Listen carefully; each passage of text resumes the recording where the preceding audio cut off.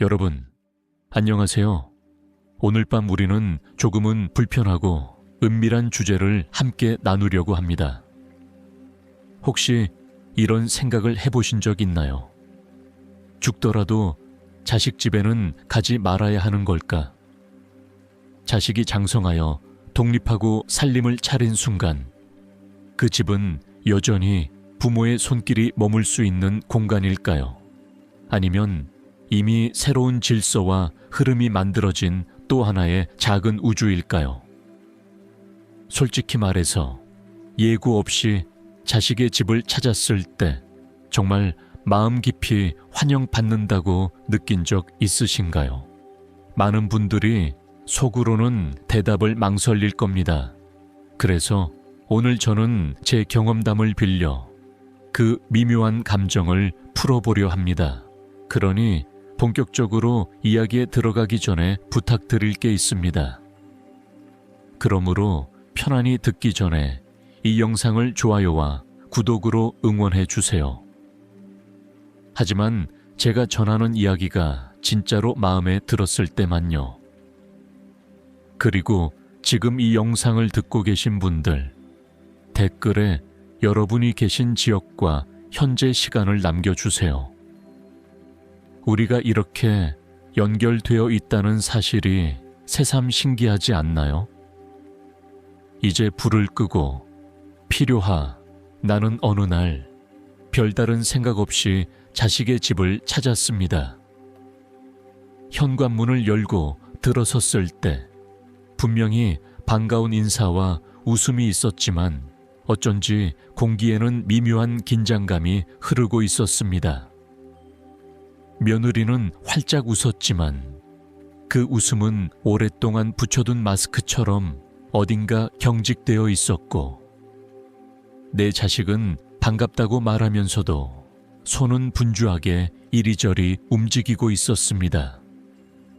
나는 그 순간에는 알아채지 못했지만 집으로 돌아오는 길에 문득 깨달았습니다. 아, 내가 환영받는 손님이 아니라 잠시 들렀다 가야 할 방문객처럼 여겨졌다는 사실을. 부모의 마음은 단순합니다. 그저 보고 싶고 도와주고 싶고 함께 시간을 보내고 싶을 뿐이죠. 하지만 자식 부부에게는 사정이 다릅니다. 그들의 집은 이제 하나의 독립된 세계입니다. 작은 물건의 위치, 밥상을 차리는 방식, 저녁을 먹는 시간까지 모두 그들만의 질서이자 생활의 법칙입니다. 그런데 내가 들어 마치 도서관에서 조용히 책을 읽다가 갑자기 휴대폰 벨이 울려버린 것 같은 상황이지요. 나는 농담 삼아 이렇게 말하곤 합니다. 내가 들어가면 며느리의 눈빛이 와이파이 신호처럼 흔들린다. 웃어 넘길 수 있는 이야기이지만 그 속에는 분명한 진실이 숨어 있습니다. 부모의 방문이 늘 기쁨만 주는 것은 아니, 그날 밤 집으로 돌아오는 길 가로등 불빛 아래에서 문득 이런 생각이 스쳤습니다. 나는 정말 그들에게 필요한 사람이었을까? 아니면 예의상 맞이해야 하는 부담스러운 손님이었을까?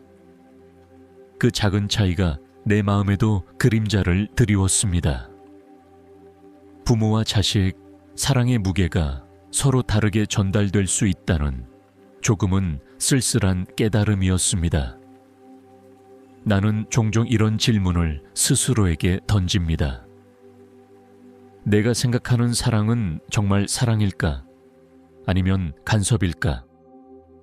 부모라는 이름으로 자식의 삶에 다가가는 행동은 언제나 선의에서 비롯됩니다. 반찬을 챙겨주고 방을 치워주고 아이들 옷까지 신경 써주는 마음. 하지만 자식의 입장에서는 그게 때로는 짐이 되고 더 나아가 부담이 되기도 합니다. 특히 며느리의 시선은 민감합니다. 그 웃음 뒤에는 수많은 생각이 숨어 있습니다. 어머님이 또 반찬을 가져오셨네. 내가 만든 건 맛이 없다는 뜻일까? 집이 어지럽다고 생각하실까? 아이 양육법에 대해 지적하시려나? 부모는 단지 돕는 마음이었을 뿐인데 그들의 머릿속에서는 작은 말 한마디가 수십 가지 해석으로 바뀌어 흘러갑니다. 이것이 바로 세대 간, 역할 간의 거리감입니다. 나는 학문적으로도 이 문제를 종종 떠올립니다. 인간관계에서 사랑의 역설이라는 표현이 있습니다. 가까이 다가가려는 순간 오히려 상대가 더 멀어지는 현상을 뜻하지요. 부모와 자식 관계가 딱 그렇습니다. 내가 도와주려는 그 손길이 오히려 그들의 공간을 침범하고 그들이 세운 작은 법칙들을 무너뜨리게 되는 것입니다. 웃긴 이야기를 하나 해드릴까요? 예전에 나는 자식 집에 가서 쓰레기통은 여기에 두는 게 더 효율적이겠다라고 말한 적이 있습니다. 단순히 생활의 지혜라고 생각했지요. 그런데 그날 저녁 며느리와 자식은 쓰레기통 위치를 두고 작은 다툼을 벌였습니다. 결국 며느리가 내 자식에게 이렇게 말하더군요. 그럼 앞으로 집안일은 어머님께 물어보고 하세요. 그 순간 나는 아무 말도 할 수 없었습니다. 돌이켜보면 내가 놓쳤던 건 그 집은 그들만의 질서가 있는 별도의 우주라는 사실이었습니다. 부모가 아무리 오래 살아온 지혜와 경험을 가졌다 해도 자식의 집은 그들 스스로 다스려야 하는 왕국이었습니다. 내가 그 문턱을 넘어서는 순간 손님이 아닌 간섭자로 바뀌어 버린다는 사실을 인정해야 했습니다. 그래서 이제는 스스로 다짐합니다. 자식의 집 문턱은 내가 쉽게 넘나들 곳이 아니다. 오히려 그들이 나를 떠올리며 문을 열어주기를 기다려야 한다. 자식이 부모를 생각해 먼저 손을 내밀 때 그 만남은 더없이 따뜻하고 진심 어린 시간이 될 것이기 때문입니다. 자식의 집에 들어설 때마다 느껴지는 묘한 공기가 있습니다. 겉으로는 환하게 웃으며 반겨주지만 그 웃음의 결은 어디선가 조금 어색합니다. 내 자식은 엄마 오셨네요 하고 반갑게 말하지만 눈빛은 분주합니다. 며느리는 예의를 다해 웃고 있지만 그 웃음 속에는 억눌린 긴장이 숨어 있습니다. 나는 한동안 그것을 눈치채지 못했습니다. 단지 나를 반겨주는 줄만 알았지요. 그러나 돌아오는 길 차 안에서 문득 깨달음이 찾아옵니다. 나는 반가운 손님이 아니라 잠시 들렀다 가야 하는 사람으로 여겨졌구나. 그 깨달음은 생각보다 무겁게 가슴에 내려앉습니다. 실제로 사회학자들의 연구에도 이런 이야기가 있습니다. 가정의 사적 영역은 절대적인 경계가 있다는 주장이지요. 아무리 부모라 해도 자식이 세운 가정은 또 다른 작은 사회입니다. 그 질서를 존중하지 않으면 사랑은 금세 간섭으로 변질됩니다. 이와 관련해 재미난 일화를 하나 말씀드릴까요? 어느 날 나는 며느리의 주방에서 설거지를 돕겠다고 나섰습니다. 그런데 내 손이 닿는 순간 며느리가 황급히 다가와 이렇게 말했습니다. 어머님, 그냥 두세요. 제가 할게요. 순간 나는 당황했습니다. 왜 이렇게 예민할까 하고 속으로 생각했지요. 그런데 나중에 알게 된 사실은 며느리가 사용하는 세제와 내가 쓰던 방식이 달라 작은 불화가 생길 뻔했다는 겁니다. 나는 도우려 했지만 그녀에게는 오히려 불편한 간섭이었던 셈이지요. 우리가 흔히 놓치는 부분이 바로 이것입니다. 내가 내 자식에게 베푸는 마음이 곧 며느리나 사위에게도 환영받을 것이라 착각한다는 점입니다.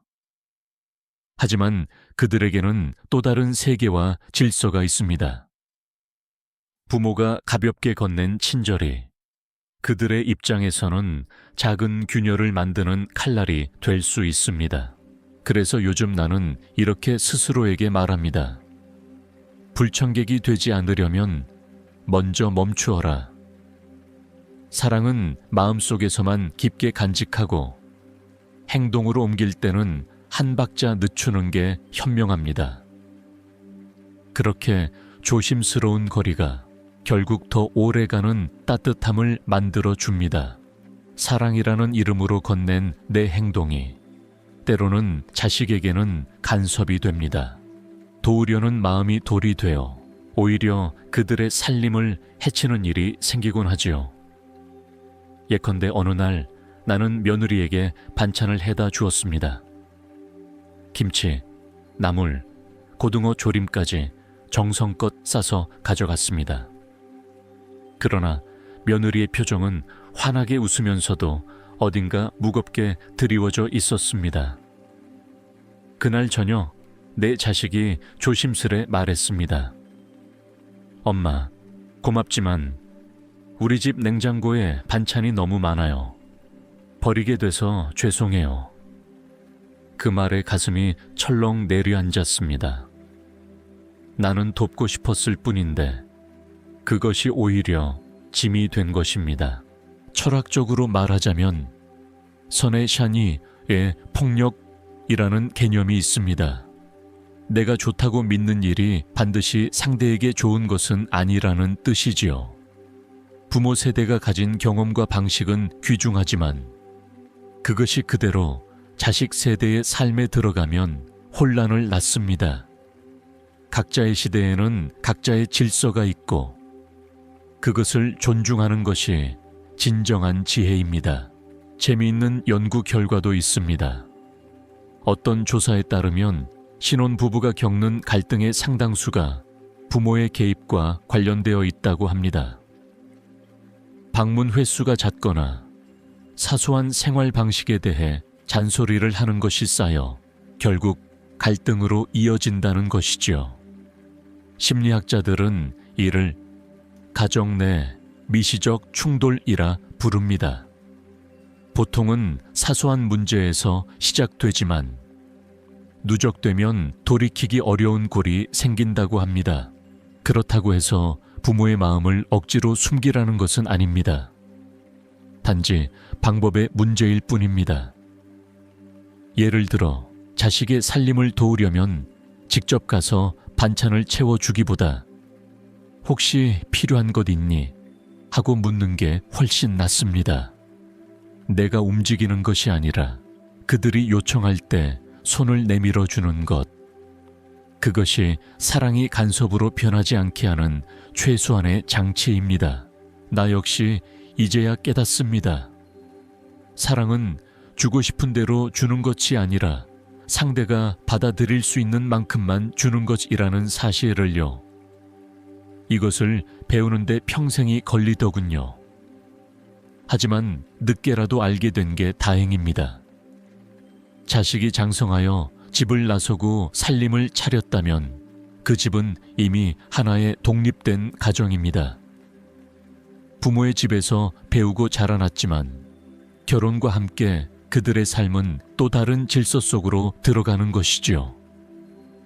마치 한 나무에서 가지가 뻗어나가 각자의 잎과 열매를 맺듯 자식의 집은 부모의 연장선이 아니라 새로운 뿌리를 내린 또 하나의 세계입니다. 나는 한때 이 사실을 깊이 깨닫지 못했습니다. 내 집과 자식의 집이 본질적으로 다르다는 것을요. 그래서 무심코 문턱을 넘어 들어가곤 했습니다.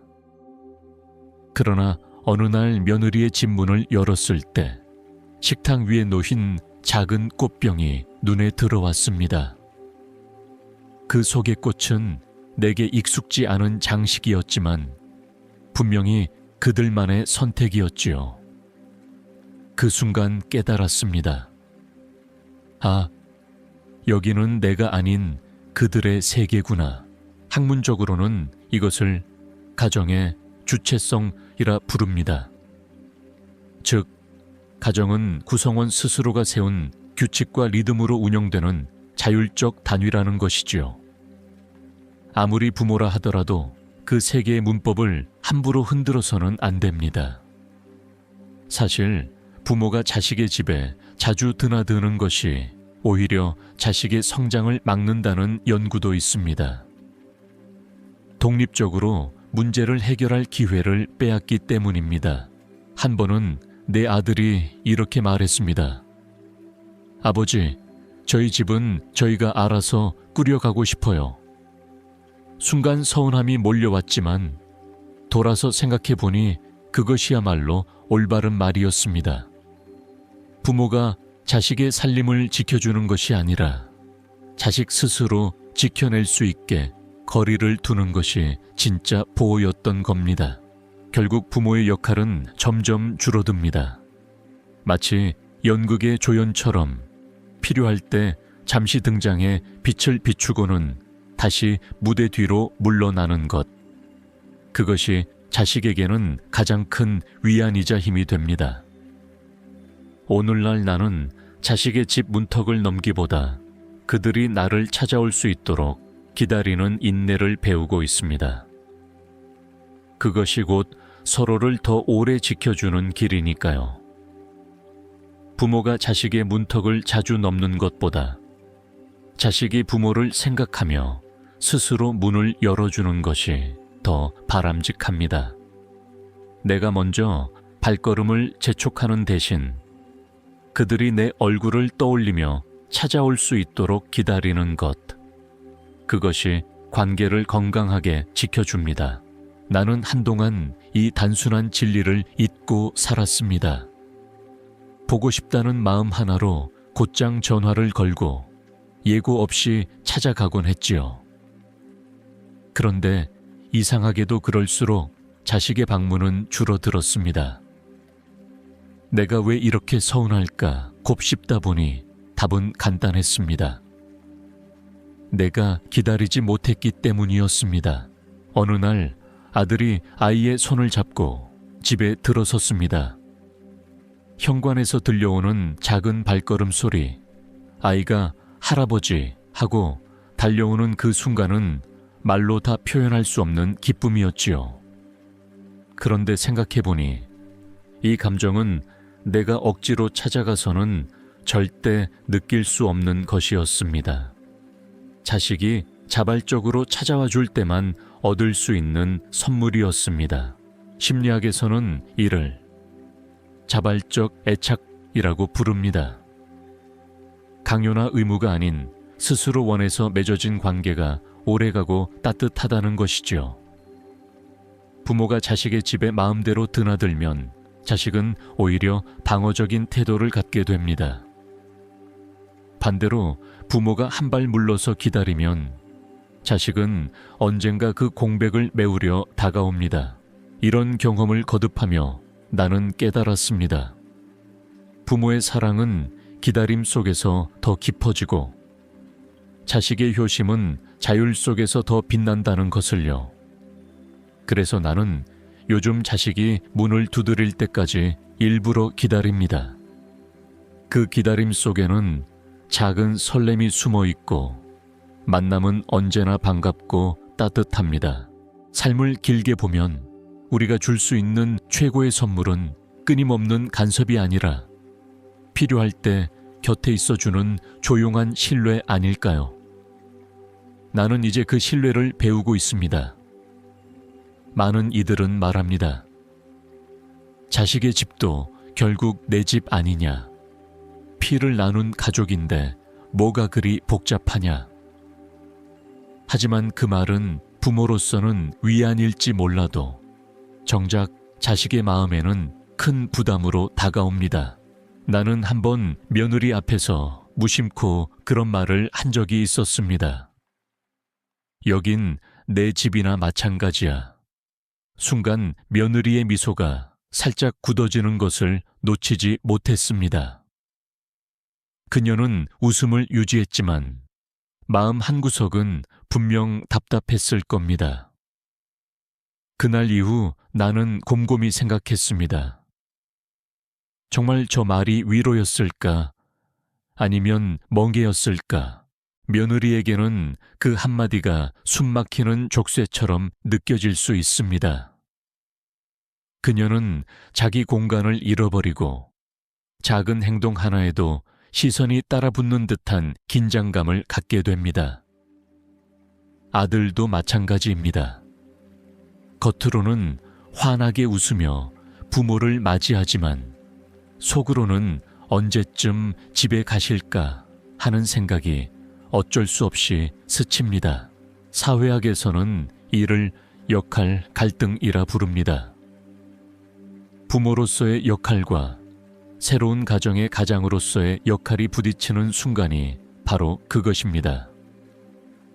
부모의 말 한마디가 자식의 균형을 무너뜨리고 부부의 사이를 긴장으로 몰아갈 수도 있습니다. 그러니 이제 나는 스스로에게 다짐합니다. 내 집과 내 집은 다르다. 피로 이어져 있어도 경계는 지켜야 한다. 그 경계가 무너질 때 가장 큰 상처를 입는 것은 다름 아닌 내가 사랑하는 자식들이니까요. 결국 지혜란 내 마음의 편안함보다 상대의 평온을 먼저 헤아리는 데 있었습니다. 진정한 사랑은 소유가 아니라 배려이고 침범이 아니라 존중이니까요. 자식은 부모를 사랑합니다. 하지만 그 사랑은 늘 따뜻하고 환영으로만 표현되지 않습니다.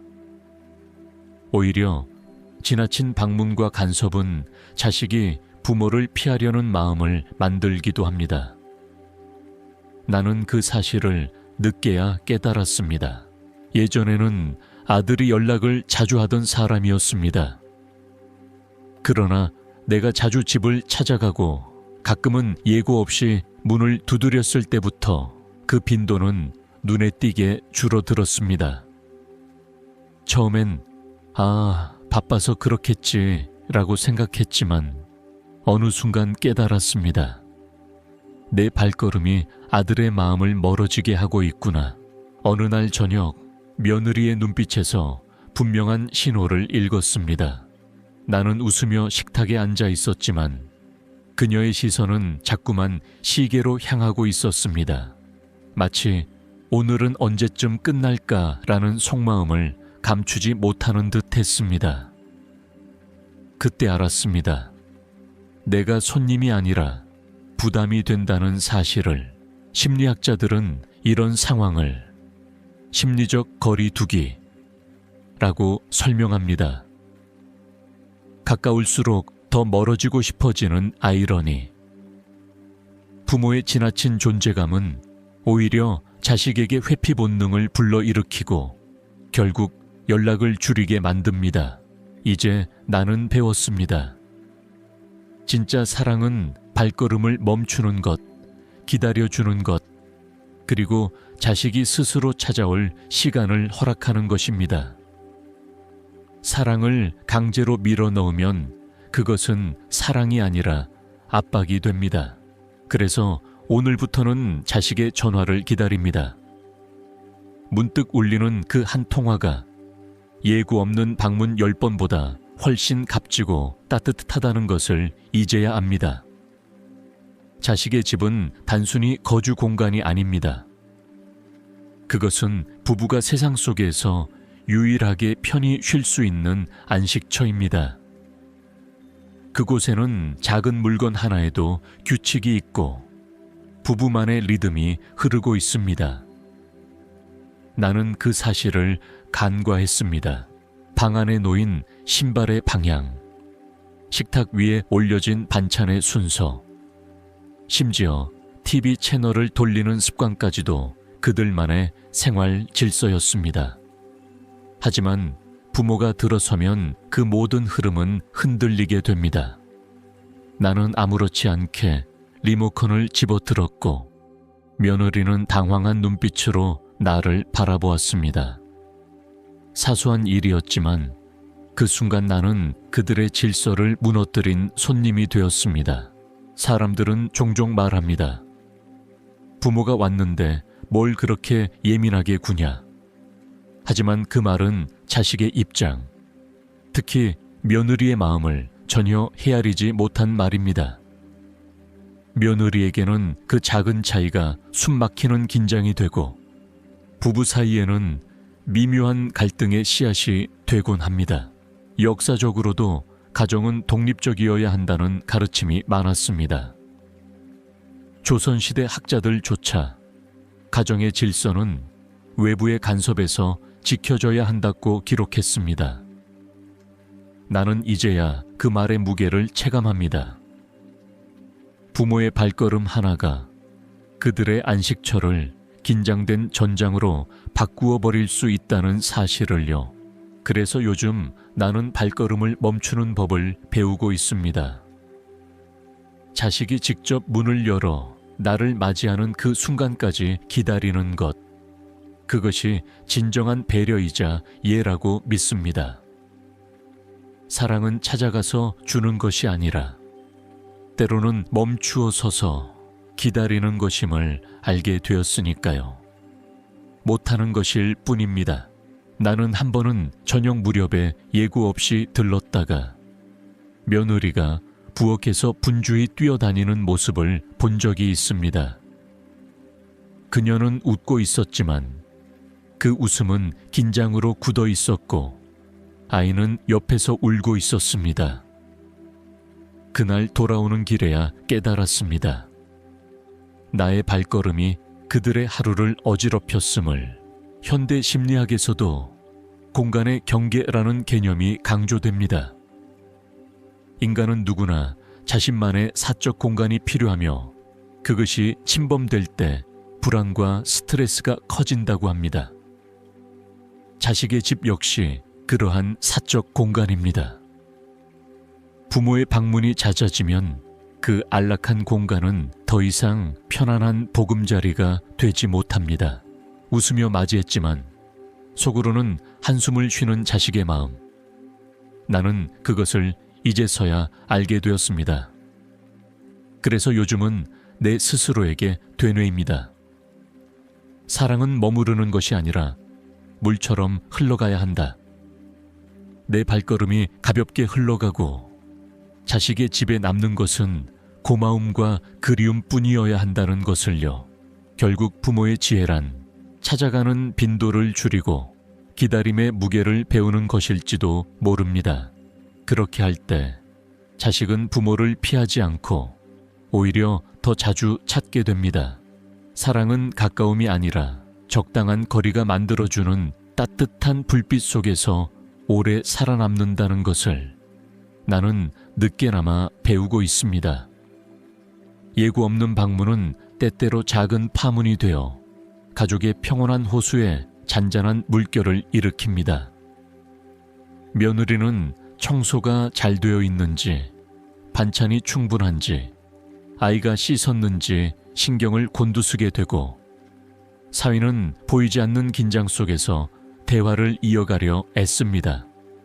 나의 마음은 단순히 자식을 보고 싶다는 것뿐이었지만 그 발걸음이 그들에게는 부담과 의무로 다가온다는 사실을 나는 늦게서야 깨닫게 되었습니다. 실제로 어느 날 나는 며느리의 미소 뒤에서 작은 한숨을 들은 적이 있습니다. 순간 그 한숨은 나를 찌르는 바늘처럼 느껴졌습니다. 그녀는 나를 미워하지 않았습니다. 다만 나의 예고 없는 발걸음이 그녀의 하루를 무겁게 만든 것이었습니다. 이 상황을 두고 학자들은 관계의 균형이라 표현합니다. 가족이라는 가장 가까운 관계 속에서도 균형이 무너지면 사랑은 곧 불편함으로 변할 수 있다는 뜻입니다. 지나친 친절과 배려조차 상대의 공간을 침범할 수 있으며 결국 고마움 대신 피로가 쌓이는 것입니다. 나는 이제 깨닫습니다. 진정한 효도란 자식이 나를 편히 모시는 것이 아니라 내가 자식의 삶을 편히 두는 것일지도 모른다고. 자식이 내게 전화를 걸어올 때 그 목소리가 자유롭고 기쁨으로 가득 차 있다면 그것이야말로 가장 큰 효도입니다. 그러므로 부모가 자식에게 줄 수 있는 최고의 선물은 간섭하지 않는 지혜와 찾아가고 싶은 그리움을 남겨두는 일입니다. 때로는 비워둠이 채움보다 값지며 멀어짐이 오히려 더 깊은 사랑을 만들어준다는 것을 나는 조금씩 배우고 있습니다. 나는 종종 스스로에게 묻습니다. 왜 우리는 사랑하는 사람에게조차 경계와 거리를 두어야 하는가? 부모와 자식 사이에는 세상에서 가장 진한 피가 흐르는데 어찌 그 문턱을 조심스레 오가야만 할까요? 그러나 시간이 내게 알려준 것은 분명했습니다. 사랑에도 절제가 필요하다는 사실이었습니다. 내가 젊었을 때 나는 부모의 발걸음을 당연하게 여겼습니다. 언제든 들어와주고 밥상을 차려주고 아이들을 돌봐주시는 것이 고마우면서도 동시에 답답했습니다. 그때는 몰랐습니다. 그 답답함이 사랑의 그림자라는 것을. 이제 내가 부모가 되어 자식의 집에 들어서며 나는 과거에 나와 마주하게 됩니다. 그들의 조용한 눈빛과 서두르는 몸짓에서 예전 내 모습이 겹쳐 보입니다. 세상은 변했습니다. 옛날에는 대가족이 한 지붕 아래에서 살며 서로의 일상에 깊이 관여했지만 지금은 각자의 삶이 뚜렷이 구분됩니다. 사회학자들은 이를 학계인화된 가족 구조라 부릅니다. 가족이지만 동시에 독립된 개인으로 살아가는 시대인 것이지요. 부모가 이 변화를 받아들이지 못하면 자식과의 관계는 자꾸 삐걱거리게 됩니다. 한 번은 이런 일이 있었습니다. 나는 단순히 손주를 보고 싶어 찾아갔습니다. 그러나 며느리의 표정은 환영과 긴장 사이에 걸려 있었습니다. 아이를 씻기던 손길이 갑자기 빨라지고 정리되지 않은 거실을 서둘러 치우는 모습에서 그녀의 부담을 느꼈습니다. 그때 나는 비로소 알았습니다. 내 사랑의 방식이 그들에게는 침입일 수 있다는 것을. 그래서 이제 나는 마음속에 이렇게 다짐합니다. 자식의 문을 두드릴 때 꼭 먼저 전화를 걸고 괜찮겠니? 하고 묻자. 때로는 찾아가지 않는 것이 오히려 더 깊은 존중이 될 수 있다는 것을. 사랑을 강요하지 않고 스스로 자식이 나를 찾을 때 그 순간을 더 소중히 여기자.